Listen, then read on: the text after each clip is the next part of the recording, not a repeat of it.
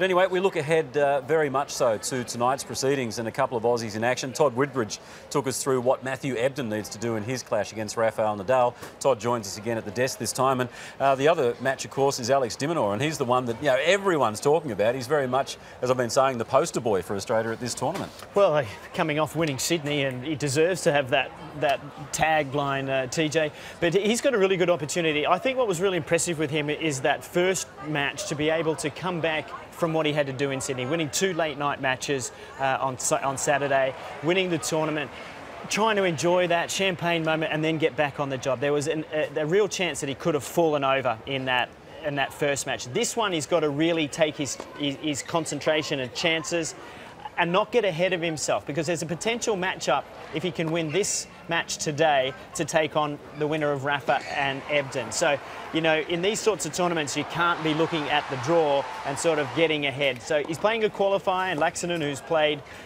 3 matches to get through, wins a main draw. He's probably starting to get a little jaded as well. It's one of his better results. So for the Demon, I think it's a good one. I'm looking forward to hearing how he goes, because I think he's going to be clashing a little bit with the one that I'm on, which is Ebden and Nadal. Well, very hard, isn't it, not to keep an eye on both.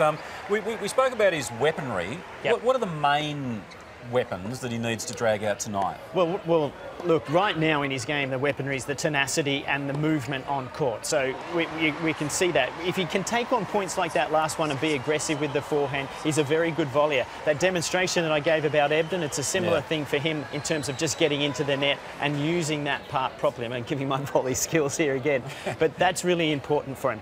He's in a growth mode, really. He's still building a robust body that's going to get bigger and stronger and get more weight on his serve, and his ground strokes are going to get bigger. So really this AO, and even this year in all of the slams, is about getting more experience, getting deeper, getting used to that. One of the things that Leighton Hewitt has talked a lot about on television, but also privately, he says it's no surprise that he's doing well and playing well. He said he had an amazing off-season. He worked really hard. We saw a lot of social media clips with him training and doing underwater training, building lung capacity. All of those things have really stood him in good stead to get ready for these 5-set matches that he's going to have, and maybe that 3rd round match is going to have every ounce of energy he can. Well, look, I mean, Henry Laaksonen, as you say, a wild card. They've actually not met before. So what sort of homework can he do? Well, what Leighton and his team will have done is that Tennis Australia have a huge database of all of the players and any matches that they've played at the Australian Open. So they will have had all the quality matches he's played and his first round. They will have gone in and they will have watched all that video, a lot like they do in the AFL and the football, to know where people like to kick and where players like to hit their second serve. He will have all that info, and then he's got to get out there and sort of deconstruct it within the match. So although they haven't played, they'll have a real game plan going into that match tonight. What's your gut feel? What's your gut feel? Not your patriotic feel, your gut feel. Oh, my gut feel is that he will get through, and he'll go into round 3. I don't think he's scared. I don't think he's nervous. I don't think he's feeling the pressure and expectation of all of these folks out here that are coming in to watch him. I think he's using their energy. He loves that, and he loves competition. So he's not going to let himself down. If he doesn't get through, it's not for the lack of trying, we know that.